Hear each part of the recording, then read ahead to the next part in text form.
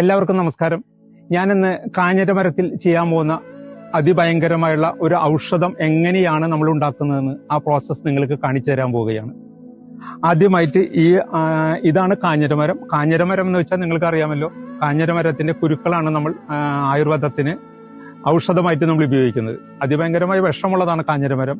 അത് കാരണം സാധാരണ ജനങ്ങളാരും ഇത് നമ്മൾ ഉമ്മറപ്പടിയിലോ ഉമ്മറത്തിലോ വെച്ച് പിടിപ്പിക്കാറില്ല. ഞാനിപ്പോൾ നിൽക്കുന്നത് മനക്കലപ്പടി എന്ന് പറഞ്ഞ സ്ഥലത്താണ്, തൃശ്ശൂർ ജില്ലയിൽ. അവിടെ ശ്രീകൃഷ്ണ ക്ഷേത്രത്തിന്റെ അതിർത്തിയിലാണ് ഈ കാഞ്ഞിരമരം ഉള്ളത്.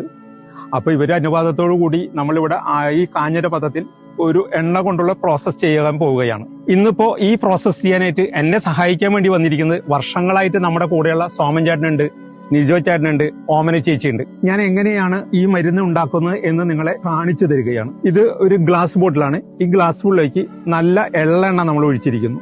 ഈ എള്ളെണ്ണ ഒഴിച്ചതിന് ശേഷം നമ്മൾ ഇതിന്റെ അടപ്പിൽ നമ്മൾ ഒരു ഹോൾ ഇട്ടതിന് ശേഷം ഇത് ഇങ്ങോട്ട് കൊണ്ടുവന്ന് ഈ കാഞ്ഞിരമരത്തിന്റെ, ഇതാണ് കാഞ്ഞിരമരത്തിന്റെ വേര്, ഈ വേര് ഇതിന്റെ ഉള്ളിലേക്ക് കടത്തി വെക്കും.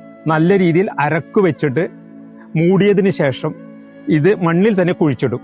21 ദിവസം ആവുമ്പോഴേക്കും ഈ എള്ളെണ്ണ കംപ്ലീറ്റ് ആയിട്ട് ഈ കാഞ്ഞിരമരം വലിച്ചെടുത്തിട്ടുണ്ടായിരിക്കും. അതിനുശേഷം ഒരു 15 ദിവസത്തിനുള്ളിൽ ഈ കാഞ്ഞിരമരം തന്നെ ഈ എള്ളെണ്ണ നമ്മൾക്ക് ഈ കുപ്പിയിലേക്ക് വീണ്ടും കക്കിത്തരുന്നതായിരിക്കും. അങ്ങനെ കിട്ടുന്നതായ എണ്ണ ഒരുപാട് അസുഖങ്ങൾക്ക് ഭേദമാക്കലാണ്. ഇത് ഒരു മൃതസഞ്ജീവിനി പോലെയുള്ള ഔഷധമായിട്ട് ഈ കാഞ്ഞിരമരം നമുക്ക് തരുന്നതായിരിക്കും. മരത്തിനടിയിൽ കുഴിച്ചിട്ടിരിക്കുന്ന ഈ എണ്ണ നമ്മൾ 21 ദിവസത്തിന് ശേഷം എടുത്ത് ഉപയോഗിച്ചു കഴിഞ്ഞാൽ ഒരുപാട് മാറാരോഗങ്ങളെ നമുക്ക് മാറ്റിയെടുക്കാൻ പറ്റും.